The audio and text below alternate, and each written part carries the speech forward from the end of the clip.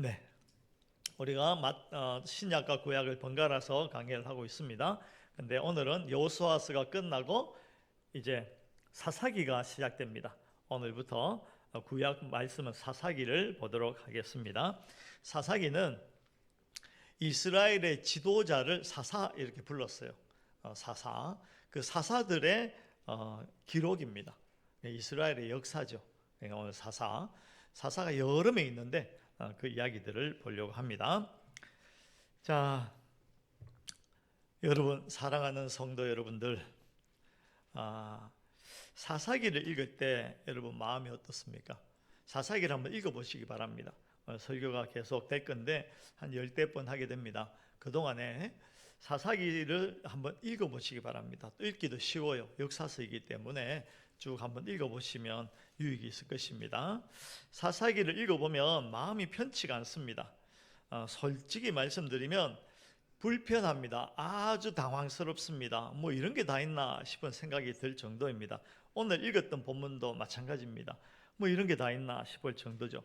성경이라면 읽을 때 감동을 주든가 본받을 만한 영웅이 등장하든가 적어도 신앙적인 승리의 기록이 있어야 할 것 같은데 사사기에는 그런 내용이 없습니다. 그런 내용이 단 한 줄도 없습니다. 사사가 여러 명 있는데요. 온니엘, 에훗, 두보라 이런 사사들이 있는데 이 사사들이 등장하는 시기는 이스라엘 백성들이 굉장히 힘들 때, 이방의 침략을 받아서 굉장히 힘들 때 하나님께서 그 이스라엘을 구원하기 위해서 이 사사들을 보내시는 것입니다. 그러면 사사들이 등장하죠. 사사들이 나와서 이방을 다 무찔러고 평안을 주는 그런 이야기들이 사사기서에 계속 나오는데, 문제는 사사가 사는 동안에는 이스라엘 백성들이 정신 차리고 하나님을 섬깁니다. 그런데 사사들이 죽기만 하면 기다렸다는 듯이 다시 이방을 섬깁니다. 바알과 아세라, 그들에게 절을 합니다. 그리고 그뿐 아니라 기드온이 있죠. 기드온은 미디안을 이겼어요. 미디안과 전쟁을 했습니다. 기드온이 대단한 전사였어요. 그래서 기드온이 미디안과의 전투에서 다 이기고 평정하게 됩니다. 그런데 안타깝게도 전쟁은 이겼는데 기드온이 백성들에게 금부치를 내놓으라라고 요구를 합니다. 그 백성들이 영웅 이야기하니까 또 말을 듣죠. 다 내놨어요. 그랬더니 그걸 녹여서는 금 에봇을 만듭니다. 그리고는 그것을 자기의 영광을 나타내기 위해서 자기가 묵는 숙소에 높이 올려놓습니다. 하나님께서 함께 하셔서 이긴 전쟁인데 마치 자기가 뭐 잘나서 그런 것처럼 그 에봇을 만들어서 딱 걸쳐놓고 하나님께 돌려야 할 찬송을 자기가 이제 맞이하는 것이죠. 여러분, 기도는 좀 이상해요. 승리의 영광을 자기 것으로. 그뿐 아닙니다. 입다라는 사사가 있습니다. 입다, 암몬하고 싸웠어요. 암몬하고 싸우는데 가만 보니까 이거 도저히 상대가 안 될 것 같아요. 그래서 싸움하러 나가기 전에 하나님과 거래를 합니다. 만약 하나님, 나로 하여금 이 전쟁을 이기고 다시 잘 돌아오게 하시면 내가 돌아올 때 가장 먼저 나를 맞이하는 그 사람을 제물로 해서 하나님께 제사를 하겠습니다. 이렇게 이야기를 하죠. 어처구니 없는 이야기죠. 그런데 앞불사 누가 제일 먼저 나왔을까요? 그의 무남동녀 딸이 가장 먼저 나왔어요. 무남동녀 딸이. 그거 어떻게 하겠어요? 그 자기가 그 한 말이 있고 이제 뭐라고 할까 약속을 했으니까 그 딸을 인신제사로 해서 바칩니다. 그런데 성경 어디에도 하나님께서 그 사람을 인신제사로 받으시는 법이 없어요. 그런데 이건 이방인들이 하는 그 습관이었어요. 그걸 따라하는 겁니다. 어처구니 없는 일이죠. 그리고 우리가 잘 아는 삼손이라는 사람 있죠. 삼손. 이 삼손은 나시린입니다. 나시린이 뭐냐면 정결하겠다. 나는 정결 고백을 합니다. 하나님 앞에서 정결하게 살겠다. 그런데 이 사람이요, 머릿속에 정결이 들어가 있는 게 아니고 뭐가 들어가 있냐면 여자가 들어가 있어요. 여자. 실제로 여자 때문에 망치죠. 여자 때문에 여자를 쫓다가 그냥 다 망칩니다. 성령께서 주신 능력을 그저 사사로운 복수와 정욕을 채우는 데 다 써버립니다. 이게 사사기입니다. 사사기의 이야기들이 쭉 이렇게 펼쳐집니다. 여러분, 그 사사기를 보면서 혹시 이러지 않습니까? 이 사사들을 보면서 그 이스라엘이 하는 짓을 보면서 점수를 매기는 것이죠. 야, 이게 뭐야? 이게 형편없어. 몇 점이나? 빵점이야, 빵점. 10점이다. 사사기 읽으면서 우리는 분노할 수 있습니다. 지난번에 한 권사님과 대화하다가 그러시더라고요. 참 뭐라고 할까요? 명석하시다라는 생각을 했어요. 성경을 읽어보니까 야곱도 나오고 야곱의 형 에서가 나오는데 아무리 봐도 에서가 나쁜 놈이라는 것이죠. 아니죠.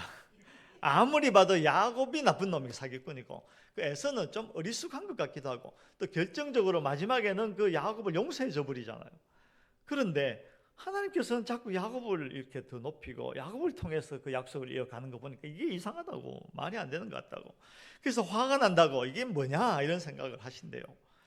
그것처럼 이 사사기를 읽으면 성경에 좋은 이야기를 다 기록해 놓으면 좋겠는데 이런 어처구니 없는 이야기들 쭉 기록해 놓는 것이죠. 그걸 보면 열받는 것이죠. 아니, 왜 하나님께서는 사사기 읽으면서 자꾸 분노가 일어납니다. 어떻게 하나님 백성이 이럴 수 있는가? 어떻게 구원받은 자들이 이럴 수 있는가? 타락할 수 있는가라고 혀를 쩌쩌 찹니다. 점수를 매깁니다. 점수를 매기고 바보들 아니야 이렇게 이야기하죠. 그러나 여러분, 이 점수 매기고 화내고 분노하는 그 실체를, 그리고 있는 나를 자세히 들여다보면 이런 것이 숨어 있어요. 사실 이 분노는 우리 안에 숨어 있는 불안감 때문에 나타나는 것입니다. 자기도 그럴 것 같거든. 그러니까 더 화를 내는 거예요. 저들이 저렇게 축복을 받고도 실패했다면 나 같은 사람도 결국 실패하고 마는 것 아닌가, 버림받는 것 아닌가라는 불안감, 공포가 그 다른 사람들을 향해서 화를 내게 하기도 하고, 좀 정직한 사람은 자신을 향해서도 점수 매기고 화를 내기도 합니다. 그러나 여러분, 화내는데 그쳐서는 안 되는 것입니다. 화는 나죠. 그러나 사사기서에 이렇게 적나라하게 기록해 둔 것은 그저 화내고, 화내는 걸 통해서 그 사람을 정죄함으로 나의 정당성을 인정받으려고 하고 그런 얄팍한 술수를 쓰라는 이야기가 아닙니다. 이 사사기를 통해서 우리가 배워야 할 교훈이 있어요. 첫 번째 교훈은 우리 신앙의 결벽증과 환상을 깨뜨리라는 것입니다. 말하자면 예수를 믿지만 여전히 우리가 얼마나 비참한 존재인지를 직시하라는 것입니다. 그래서 먼저는 우리가 생각해 볼 것은, 성경은요 폭로자입니다. 폭로자. 그리고 성경 사사기는요 우리를 폭로하면서 동시에 항복을 요구합니다. 오늘 본문 1절을 보시면 멋진 이야기로 시작할 것 같아요. 왜냐하면 여호수아서가 끝나고 이제 새로운 시대가 탁 접어드는데 멋있는 이야기로 시작될 것 같잖아요. 이렇게 시작합니다. 여호수아가 죽은 후에 위대한 지도자가 사라졌어요. 이제 이스라엘은 홀로서기 합니다. 그때 이제 이 땅을 차지해야 되는데 하나님께 여쭤봅니다. 누가 먼저 올라가서 싸울까요? 그러니까 하나님께서 누가 먼저 올라가라고 말씀하셨냐면 유다를 보고 올라가라고 하셨어요. 유다 지파, 너가 힘도 세고 아주 멋있으니까 너가 올라가라 라고 말씀하십니다. 유다가 올라갈지니라 그랬어요. 그런데 그 다음의 내용들을 보면 좀 어처구니 없어요. 하나님께서 올라가라 한 건 유다였어요. 유다 지파 너만 가도 충분하다 이런 의미고, 너를 통해서 이 역사를 이루겠다라는 그런 하나님의 음성인데, 이 유다가 가만히 생각하니까 자기 혼자 가다가는 이거 큰일 날 것 같거든. 아무래도 좀 안 될 것 같아. 그래서 형제 시몬을 데리고 같이 가자. 같이 가서 싸워주면 나도 너희가 싸울 때 같이 싸워줄게. 이런 협상을 합니다. 아주 지혜로운 것 같지만 사실은 하나님께서 말씀하신 것을 슬쩍 비틀어버리는 이상한 일을 하는 것이죠. 그 다음에 그뿐 아닙니다. 전쟁을 해서 어쨌든 이겼어요. 이겼는데 이방왕 누가 나옵니까? 아도니베섹이 나옵니다. 아도니베섹을 생포했어요. 그런데 엄지손가락하고 엄지발가락을 잘라버립니다. 여러분, 엄지손가락이 잘려지면 이 손이 기능을 잘 못해요. 이 칼을 잡을 수 없고 식사도 어렵고 모든 게 어려워지는 것이잖아요. 여러분 이거 엄지손가락 접어가지고 한 1시간만 한번 해보세요. 오늘 식사는 이렇게 하세요 다들. 그리고 엄지발가락을 잘라버리면 잘 못 걸어요. 근데 이런 잔인한 일을 하는 것입니다. 보복입니다. 보복. 하나님께서는요 그 죄전 이방 족속들 진멸하라라고 하셨어요. 그건 이제 그 당시 문화인데 진멸하라고 했지 이렇게 잔인하게 고문하고 보복하고 하라고 하지 않으셨거든요. 이 사사기서가 처음부터 좀 이상합니다. 처음부터 유다가 등장하고 하는데 멋있을 것 같은데 그렇지 않는 모습을 딱 드러내는 것이죠. 그래서 니콜라스 월터스토프, 이름이 좀 어렵네요. 이런 현대 철학자가 이렇게 이야기합니다. 성경은 폭로자다. 성경은 우리의 허물을 벗겨내는 폭로자다. 성경은 인간의 더러움과 비겁함, 변덕은 미워하지 않습니다. 우리가 오히려 얼마나 이기적이고 악독한지를 낱낱이 폭로합니다. 왜 그렇게 하실까요? 왜 그렇게 하실까요? 왜냐하면 하나님은 적당하게 타협하시는 분이 아니시기 때문에요. 하나님은 적당하게 타협하지 않습니다. 우리는 흔히 이렇게 이야기하죠. 하나님 이 정도면 됐죠. 이 정도 하면 안 되겠습니까? 뭐 그렇게 이야기합니다. 제가 이만큼 노력하고 이만큼 회개했으니까 이제 좀 봐주십시오 라고 적당하게 타협하려고 합니다. 그러나 하나님은 질투하시는 하나님이십니다. 타협하지 않습니다. 하나님은 당신에게 향할 사랑을 절대로 다른 우상에게 허용하지 않습니다. 하나님은 우리를 거룩의 자리, 하나님이 원하시는 그 목적지에 이르기까지 계속해서 밀어붙이십니다. 그래서 사사기서를 통해서 그 부끄러운 역사를 굳이 기록해 둠을 통해서 너를 봐라, 인생을 봐라, 인간의 수준을 봐라, 너가 이 수준이야 라는 것을 보게 하는 것입니다. 우리를 폭로하는 것입니다. 여러분, 다른 사람을 점수 매기고 스스로를 점수 매기고 비난함을 통해서 자기는 아닌 것처럼, 흔히 다른 사람을 점수 매길 때 그러잖아요.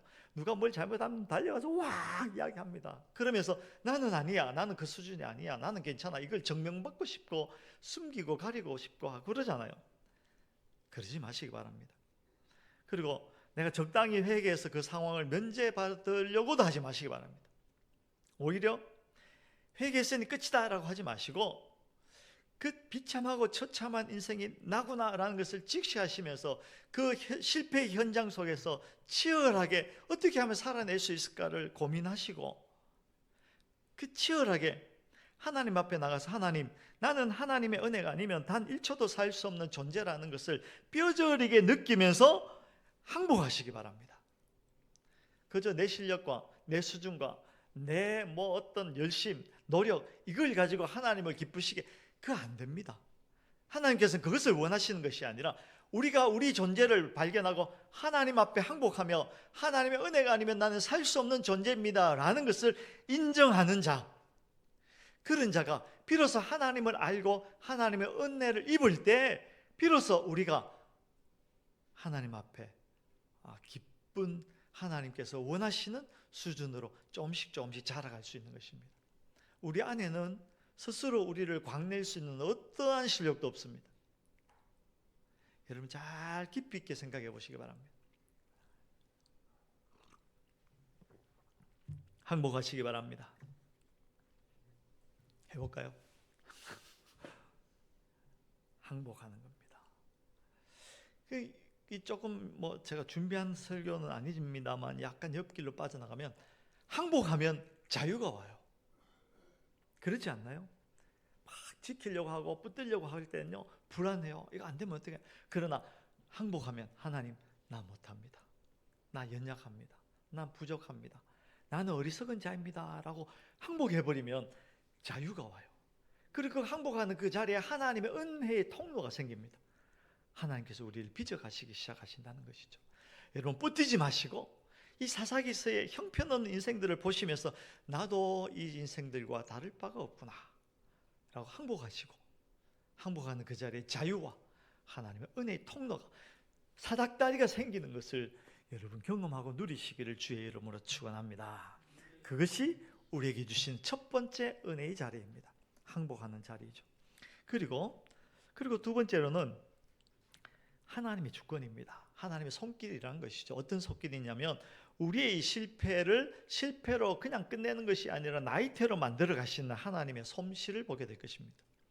이 사사기에는 인간들의 실패의 기록입니다. 그러나 그 끝이 그냥 절망으로 끝나지 않습니다. 하나님께서는 그 이스라엘을 또 다루시고 하심으로 그들의 나이테를 겹겹이 쌓아서 단단한 나무로 만들어 가시는 것이죠. 우리를 그래서 이 실패의 자리에 그냥 두시는 것입니다. 하나님의 주권적 솜씨이라는 것이죠. 하나님은요 우리의 실패조차 하나님의 사용하시는 재료로 사용하십니다. 우리 성경을 한번 보도록 하겠습니다. 창세기, 출애굽기, 민수기, 신명기, 여호수아, 사사기록기, 사무엘기, 열왕기, 시편 105편이 105편.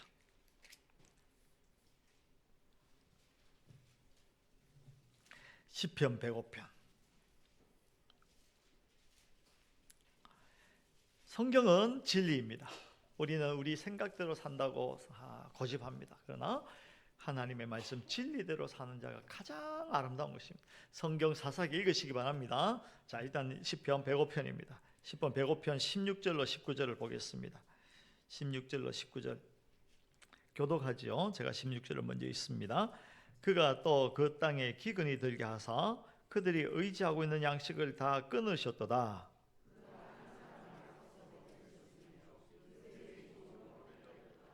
그의 발은 착고를 차고 그의 몸은 쇠사슬에 매였으니 곧 여호와의 말씀이 응할 때까지라.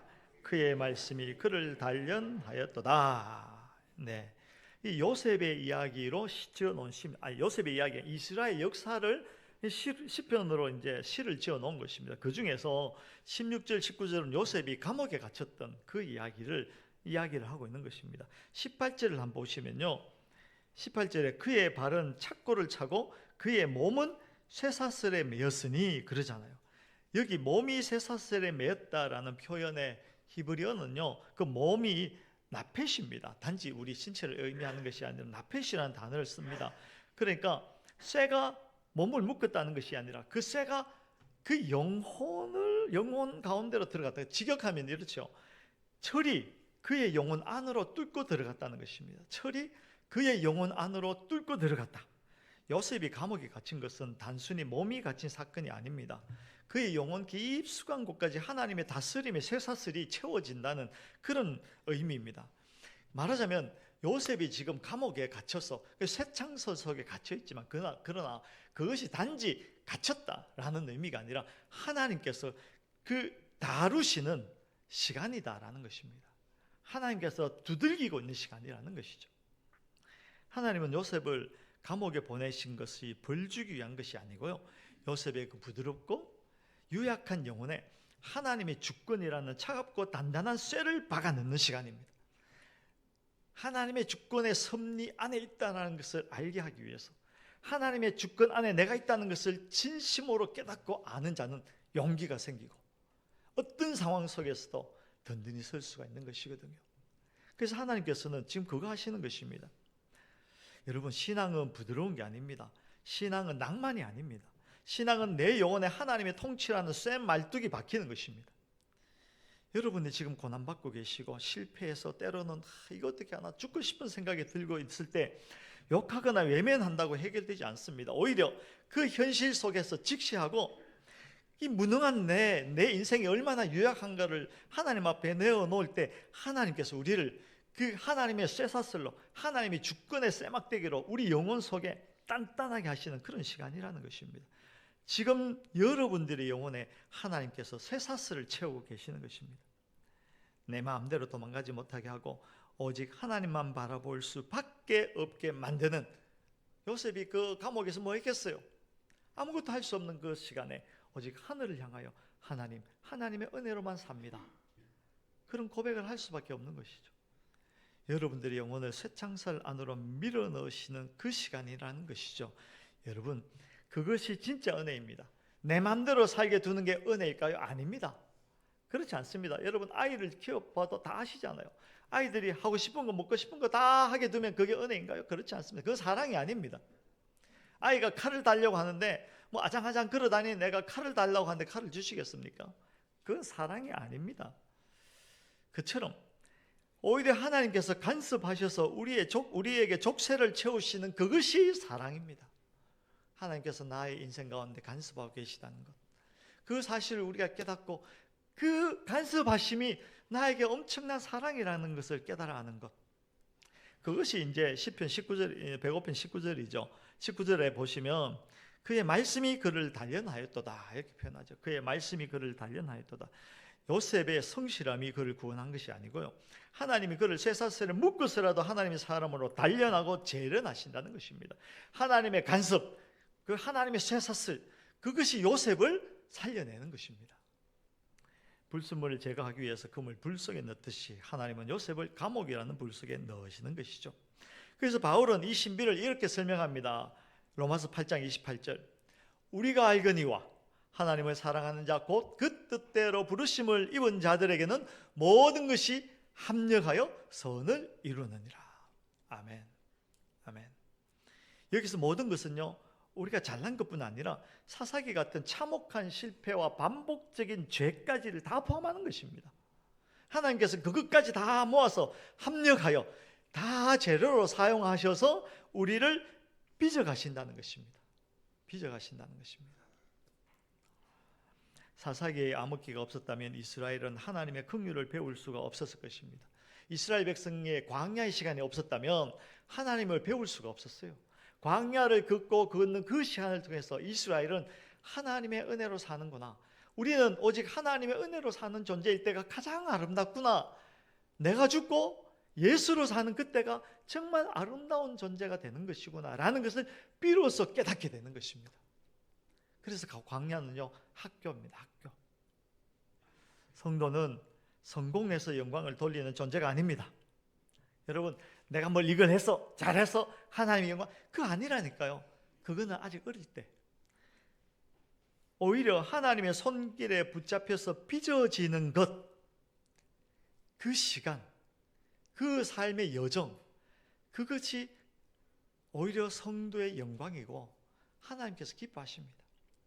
그 시간 동안 하나님과 친밀한 나눔, 그 친밀한 교제, 그것을 통해서 우리가 빚어져 가고 점점 수준 높은 성도가 되고 깊이 있는 성도가 되고 그 사랑의 크고 높고 넓고 깊음이 무엇인지 깨달아 알게 되고 그 깨달아 알을 통하여 무한히 하나님을 기뻐하고 예배함을 통해서 하나님의 영광을 감사하는 그런 수준 높은 성도가 되어지는 것을 하나님께서 기뻐하시지, 우리가 어디 알바에 가서 그냥 돈 벌어와서 하나님 여기 돈, 하나님께서 돈이 없어서 그러지 않습니다.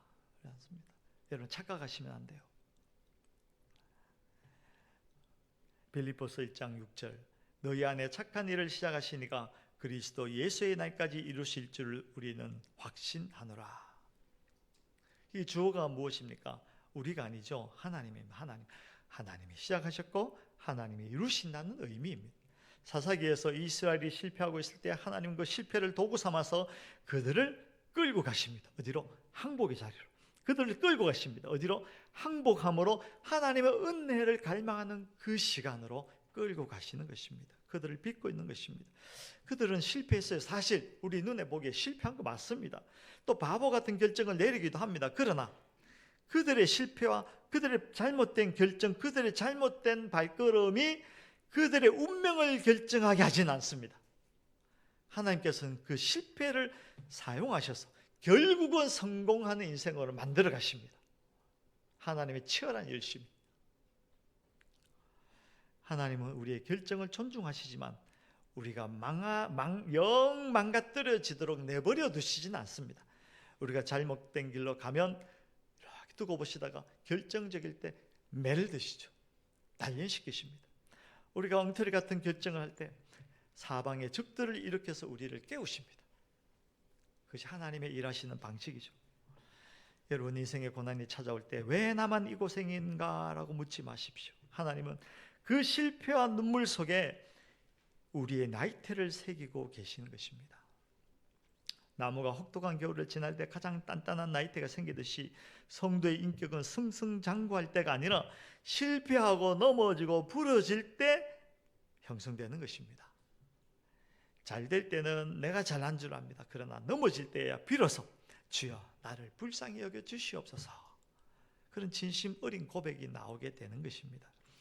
그 고백이 터져 나오는 순간 사사기의 비극은 하나님의 영광을 드러내는 하나님의 영광스러운 멋진 드라마로 바뀌게 되는 것입니다. 그러므로 점수 매기지 마시기 바랍니다. 점수 매기려고 하지 마시고 오늘을 살아내시기 바랍니다. 여러분들의 인생을 여러분 스스로 멋대로 점수 매기거나 해설하지 마시기 바랍니다. 이러쿵 저러쿵 점수 매기지 마시고, 누가 그랬냐면 욥이 고난 받아서 다 죽어가고 있을 때, 죽어버렸을 때 친구들이 와서 점수 매기잖아요. 이러쿵 저러쿵 저러쿵 이러쿵. 그러지 마시고 나는 왜 이 모양일까? 내 인생은 왜 이럴까? 자책하는 거, 그거 어떻게 보면 교만입니다. 하나님께서 내 인생 속에 일하고 계신데 왜 여러분들이 스스로 이러쿵저러쿵 결론을 내리시고 점수를 매기십니까? 그러지 마시고, 하나님은 여러분들의 성공을 받아내시는 분이 아니라 여러분들의 항복을 받아내시기를 원하십니다. 하나님 앞에 항복하시고, 하나님의 은혜가 아니면 나는 살 수 없는 존재입니다 고백하시고, 그 고백을 통하여 부어주신 하나님의 은혜의 빛을 누리시기를 주의 이름으로 축원합니다. 하나님 아니면 저는 시체입니다.